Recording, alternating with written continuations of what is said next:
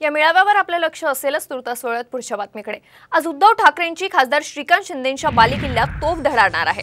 उद्धव ठाकरे संपर्क दौऱ्यानिमित्त कल्याण पूर्व विधानसभा क्षेत्रातील शाखांना भेट देणार आहेत. विधानसभा अध्यक्ष राहुल नार्वेकरांनी दिलेल्या अपात्रतेच्या निकालानंतर उद्धव ठाकरे प्रथमच कल्याण डोंबिवलीचा दौरा करतायत. दरम्यान ते काय बोलतात याकडे आता सर्वांचं लक्ष लागलंय. दरम्यान याचा आढावा घेतला आमचे प्रतिनिधी अभिजित देशमुख यांनी. पक्षफुटीनंतर तब्बल 1.5 वर्षानंतर उद्धव ठाकरे हा आज कल्याण लोकसभेचा दौरा करणार आहेत.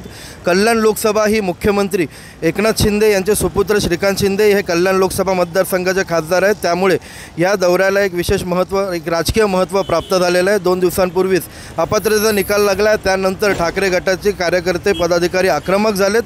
एकंदरीतच या दौऱ्याला या पार्श्वभूमीवर एक वेगळं महत्त्व प्राप्त झालेलं आहे. शिळफाटापासून सुरू होणार हा दौरा शिळफाटा, नेवाळी, त्यानंतर अंबरनाथ, उल्हासनगर, कल्याण पूर्व, डोंबिवली पूर्व पश्चिम, त्यानंतर कल्याण ग्रामीणमध्ये हा दौरा संपणार आहे. एकंदरीत तब्बल 7.5 ते 8 तास उद्धव ठाकरे या कल्याण लोकसभा मतदारसंघात असणार आहेत. याच दरम्यान हे या 6ही विधानसभेचा आढावा घेणार आहेत, विधानसभा मतदारसंघांचा आढावा घेणार आहेत.